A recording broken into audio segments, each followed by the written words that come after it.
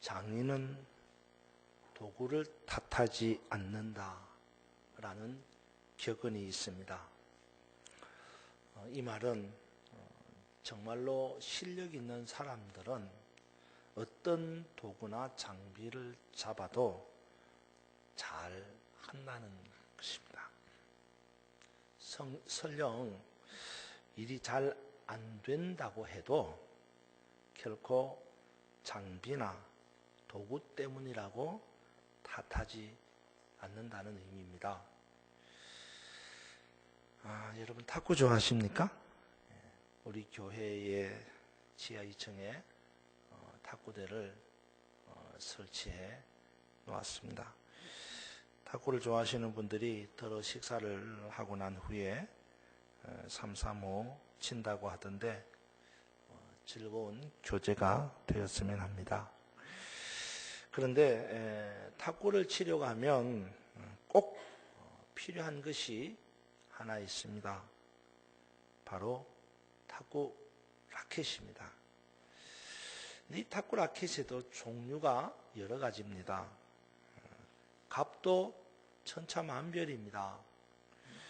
그래서 막상 탁구를 치려고 하면 어떤 라켓을 사용해야 하는지 고민을 하기 마련입니다. 근데 여러분 정말로 탁구를 잘 치는 사람은요 라켓 때문에 고민하지 않습니다. 정말로 국가대표급 선수가 된다면 또 모르겠지만 일반적으로 평범한 사람들이 탁구를 치는 데는 그리 대단한 라켓이 필요하다고 생각을 하지 않기 때문에 그냥 웬만한 라켓이면 다 잘 칠 수 있다는 겁니다.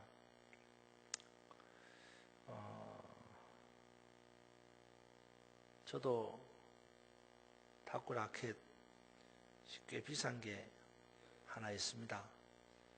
근데 어느 날 지하에 내려가서 우리 전도사님이랑 탁구를 한번 쳤는데 쳤어요. 근데 차마 라켓 때문이라고 핑계를 못 하겠더라고요. 제가 실력이 없는 거지 뭐 라켓 때문에 졌겠어요. 볼링장에 가면요 여러분 하우스볼이라는 게 있습니다. 일반적으로 자기 볼이 없는 사람들이 갑자기 볼링을 하고 싶을 때에 자기 볼을 안 가지고 가도 볼링장에 있는 그 하우스볼로 볼링을 할 수 있습니다. 한 번은 동료 목사님들과 함께 갑자기 볼링장에 가서 볼링을 칠 기회가 있었습니다. 근데 갑자기 가는 바람에 제가 가지고 있는 그 볼을 가지고 갈 수가 없었습니다. 옛날에는 자동차 트렁크에 제 볼을 가지고 다니기도 했지만 이제는 그렇게 볼링을 자주 치러 가는 것도 아니고 해서 또 차에다가 그 볼링공이 제게 2개나 있는데 그 2개를 싣고 다니면 이 볼의 무게 때문에 자동차의 연비도 떨어지고 해서 그냥 사무실에 내다 두고 다닙니다. 근데 갑자기 볼링을 치러 가자고 하니까 제 볼을 가지고 갈 수가 없었습니다. 그래서 그냥 하우스볼을 갖고 치지 하는 마음으로 볼링장에 갔습니다. 근데 가서 공을 이렇게 하우스볼을 찾았는데요. 제 손에 맞는 게 없는 거예요. 무게가 너무 무겁거나 또 너무 가볍거나 아니면 손가락 간격이 너무 좁거나 너무 넓거나 하여간에 손에 맞는 볼이 없는 겁니다. 그래도 하는 수 없이 그냥 대충 맞는 거 찾아가지고 볼링을 치기 시작했습니다. 근데 아니나 다를까 스플릿이 나고 또 스페어 처리도 안 되고 정말 짜증이 나는 겁니다.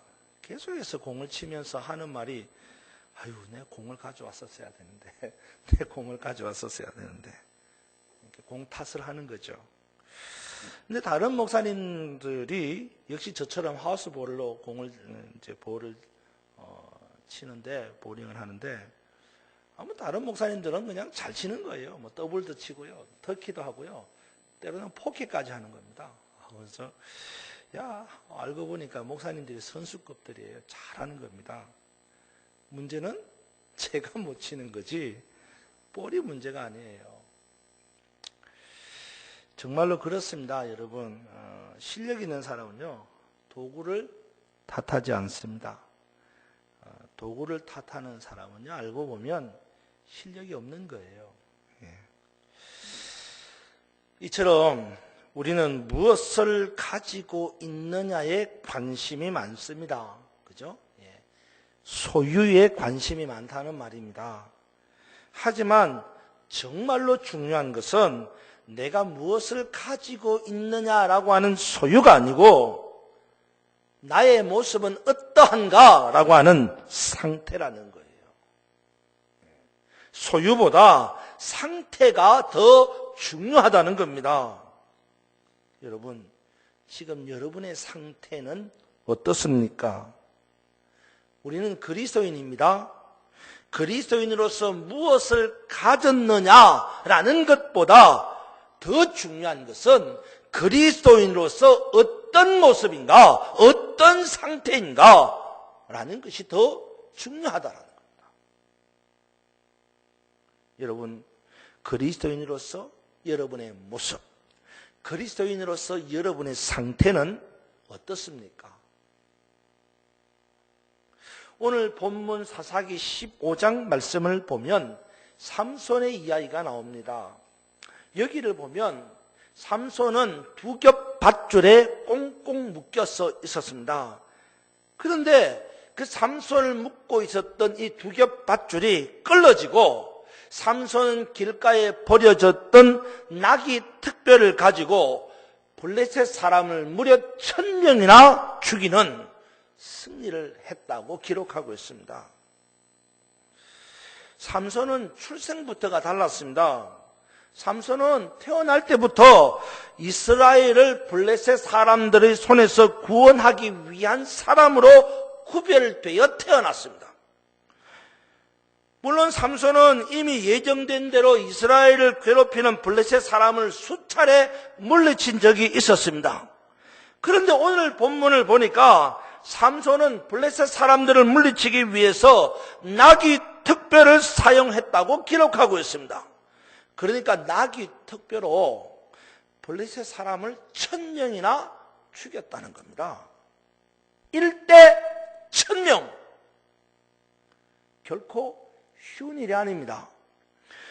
그것도 요즘식으로 해서 무슨 다연발 기관총을 사용한 것도 아니고 나귀 특뼈 하나만 가지고 무려 1000명을 이겼다라는 것은 참으로 대단한 일입니다. 사실 삼손이 블레셋을 물리치기 위하여 사용한 나귀 특별하는 것은 별 쓸모가 없는 것입니다.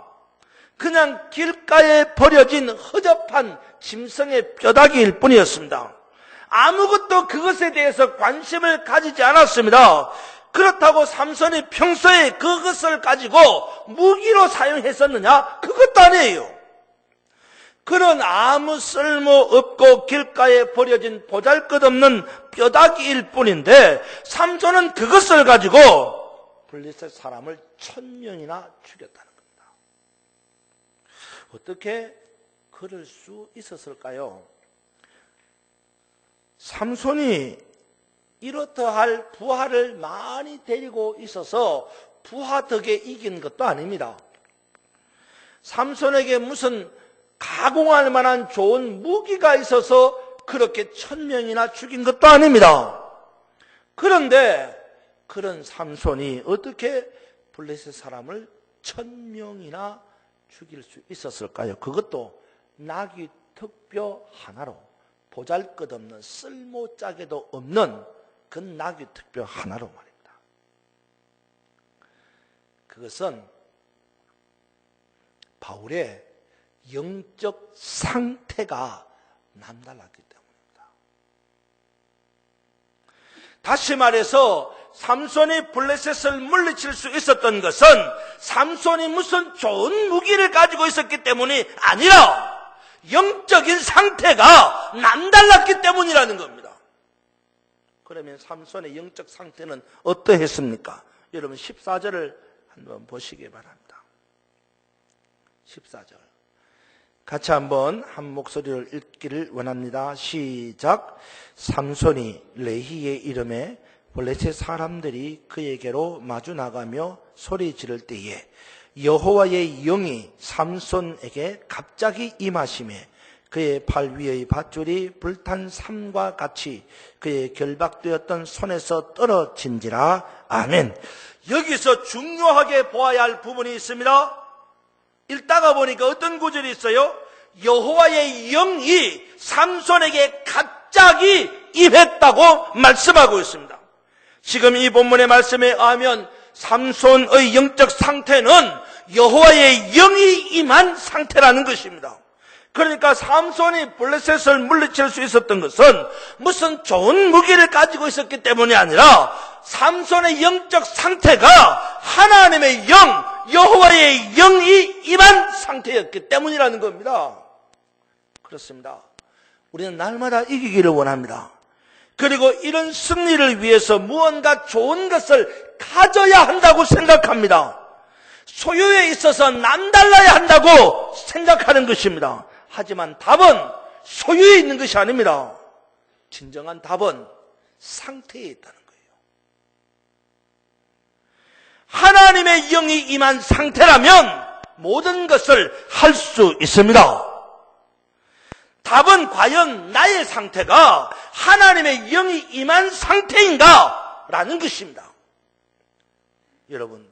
여러분의 상태는 하나님의 영이 임한 상태입니까? 우리는 행복을 추구하며 삽니다. 대부분의 사람들은 행복을 쫓아갑니다. 행복을 위하여서 수고하고 행복을 위해서 애를 씁니다.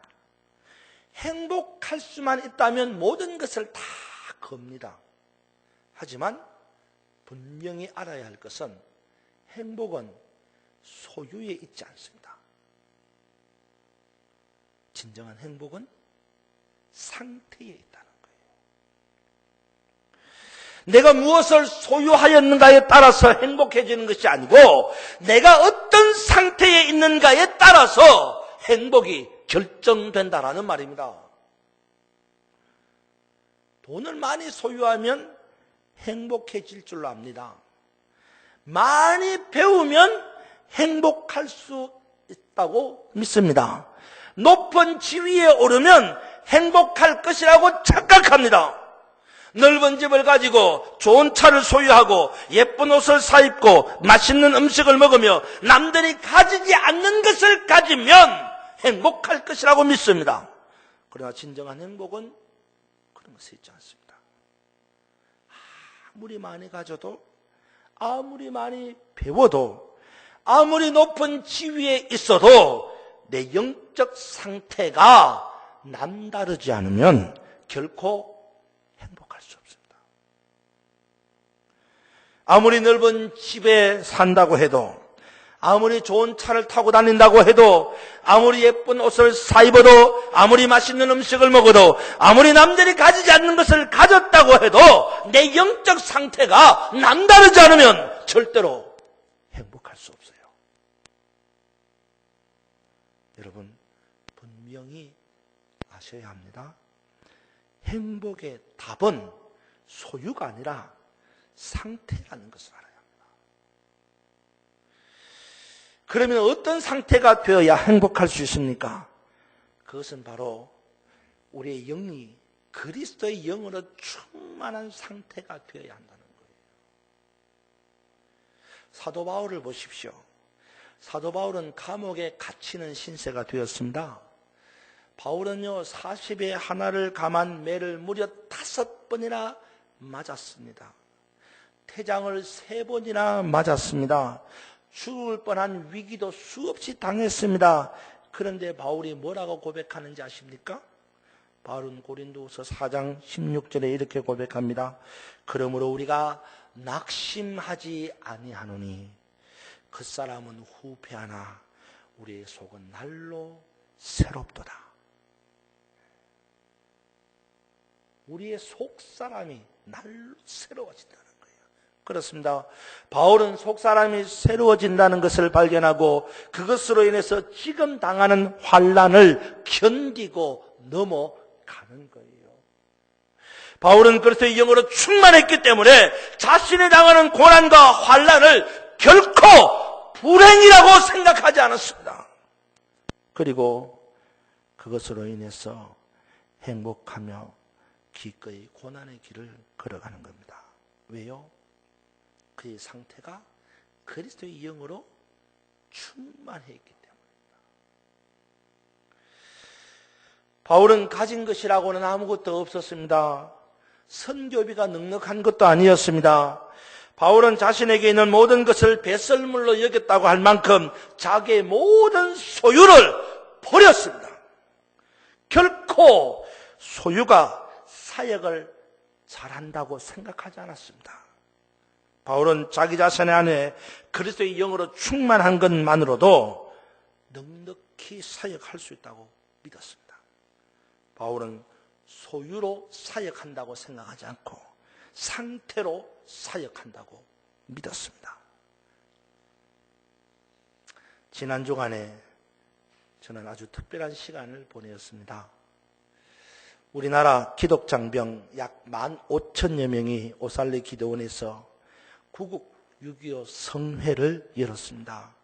거기에 우리 권사님들과 집사님들과 함께 다녀왔습니다. 정성스럽게 음식을 만들어서 15사단 승리교회 기독장병들에게 식사를 대접하면서 많은 감동과 은혜를 받았습니다. 근데 사실 처음 제가 15사단 승리교회 군종 목사님으로부터 협력을 구하는 전화를 받고 나서 많은 고민을 했습니다. 목사님의 부탁에 대해서 들어줘야겠다는 마음의 감동은 오는데 막상 그 일을 하려고 하니까 문제는 내게 가진 돈이 없다는 거예요. 지난해에는 이분 저분들이 선교비에 써달라고 써주신 이 선교비들을 모아둔 것이 있어가지고 그것으로 장병들이 식사를 제공해주고 도시락을 사주었는데 올해는 딱히 그렇게 선교비가 모아져 있는 것도 아니고 해서 여간 난감한 것이 아니었습니다. 그런데도 마음에는 감동이 오니까 거절은 못하겠더라고요. 그래서 무턱대 놓고 군정 목사님에게 예 하겠습니다. 답은 주었습니다. 그런데 걱정이 이만저만 태산이었어요. 그런데 여러분 결과를 두고 보니까 문제는 소유가 아니었다는 것을 깨달았어요. 진정한 답은 나의 영적 상태에 있었다는 겁니다. 비록 내가 가진 돈은 없었지만 하나님께 기도하면 하나님께서 답을 주실 것이라는 믿음으로 성령에 이끌려 새벽마다 기도했더니 역시 하나님은 나의 영적 상태를 보고 계셨다는 겁니다. 한 집사님과 개인적으로 사소한 이야기를 하던 중에 그 집사님의 말씀이 목사님 그러면 제가 도시락을 준비하면 어떻겠습니까? 솔직히 제가 의도하면서 말씀드린 것도 아니었는데 개인적으로 사소한 이야기를 했던 중인데 그 이야기 가운데 감동을 받은 집사님의 응답이 너무나도 감사했어요. 하나님은 저의 영적 상태를 보고 계시는 겁니다. 그리고 기도 중에 혹시나 하는 마음으로 선교위원회의 식사를 위한 재정 후원을 이야기했더니 흔쾌히 식사 비용을 후원하기로 선교위원회가 결정을 했다는 겁니다. 얼마나 감사한지요. 하나님은 저의 영적 상태를 보고 있는 겁니다. 거기다가 두 분 권사님에게 맛있는 음식을 만들어 주실 수 있느냐고 의논을 드렸더니 이미 약속된 일들도 마다하고 제쳐두고 피곤함을 무릅쓰고 3일을 수고하며 애를 쓰시면서 풍성한 음식을 만들어 주셨습니다. 당일에는 남자 집사님들과 여자 권사님 집사님들까지 함께 동행해서 아들 같은 15사단 승리교회 기독 장병들에게 식사를 대접하는데 모두가 다 울었어요. 여러분, 소유에서 오는 것이 아니라 상태에서 오는 거예요. 돈은 가지고 있다고 해서 무언가를 할 수 있는 게 아니에요. 돈을 가지고 있으면 무언가를 할 수 있는 가능성은 많겠죠. 하지만 돈을 가지고 있기 때문에 반드시 모든 것을 다 할 수 있는 것은 아니에요. 상태가 바르게 되지 않으면 할 수 있는 것도 할 수 없을 때가 있습니다. 소유가 넉넉하지 않아도 상태가 바르다면 할 수 없는 것도 할 수 있을 때가 있어요. 중요한 것은 소유가 아니라 상태라는 거예요. 오늘 본문을 보십시오. 삼손은 소유에 넉넉한 데 있지 않았습니다. 그는 아무것도 가진 것이 없었습니다. 블레셋과의 싸움에 있어서 그의 손에 잡은 것이라고는 고작 나귀 턱뼈 하나뿐이었습니다. 그것은 무기가 아니었습니다. 그것으로 싸움에 이길 수는 없었습니다. 그럼에도 불구하고 삼손은 블레셋 사람 1000명을 죽이는 승리의 사람이 되었습니다. 이유가 뭡니까? 그의 상태가 하나님의 영으로 충만했다는 겁니다. 비록 가진 것은 보잘것없는 나귀 턱뼈였지만 그의 상태는 하나님의 영으로 충만하였기 때문에 블레셋과의 싸움에서 1000명이나 물리치는 대승자가 된 것입니다. 여러분, 지금 여러분의 상태는 어떻습니까? 과연 여러분의 상태는 삼손처럼 하나님의 영으로 충만하였습니까? 오늘 우리가 이 성전에 나온 이유가 뭡니까? 예수님을 찾아온 요한의 제자들에게 예수님께서 이렇게 물어봅니다. 너희가 이 광야에 나온 이유가 뭐냐? 흔드는 갈대를 보려고 왔느냐? 아니면 좋은 옷 입은 사람들을 보려고 왔느냐? 좋은 옷 입은 사람들은 궁중에 있다. 선지자를 보려고 왔느냐? 잘 왔다. 내가 선지자들보다 더 나은 자니라. 여러분, 오늘 우리가 왜 이 성전에 왔습니까? 무엇을 소유하려고 이 성전에 왔습니까? 간절히 바라기는 저와 여러분 우리 모두에게 소유가 아니라 성령의 충만한 상태가 되기를 주님의 이름으로 축원합니다. 삼손처럼 하나님의 영으로 충만한 상태가 되기를 원합니다. 세상의 것을 소유하기를 원한다면 이제 그런 마음은 내려놓고 하나님의 영으로 충만한 상태가 되기를 바랍니다. 우리의 온전함이 소유에 있지 않고 상태에 있음을 깨닫고 하나님의 영으로 충만한 저와 여러분이 되기를 주님의 이름으로 축원합니다. 그래서 하나님의 영으로 충만하여 이 한 주간도 비록 넉넉한 소유가 아니라 할지라도 영적으로 충만한 상태가 되므로 이 한 주간을 승리하는 저와 여러분이 되기를 주님의 이름으로 축원합니다. 기도하겠습니다. 늘어오신 아버지 하나님, 우리는 다 가지기를 원합니다. 있어야 한다고 생각합니다. 그러나 오늘 삼손을 바라보니 그는 보잘것없는 나귀 턱뼈뿐이었습니다. 그것으로는 아무것도 할 수가 없었습니다. 그럼에도 불구하고 그는 1000명이나 죽이는 대승자가 되었습니다. 그가 좋은 것을 가졌기 때문이 아니라 하나님의 영으로 충만한 상태였기 때문이었습니다. 오늘 우리가 이 비밀을 깨닫고 이 존전에 와서 주님 앞에 머리를 숙여오니 주님, 이 자리에 있는 모든 주님의 백성들에게 성령의 충만함을 허락하여 주시옵소서. 예수님 이름으로 기도하옵나이다. 아멘.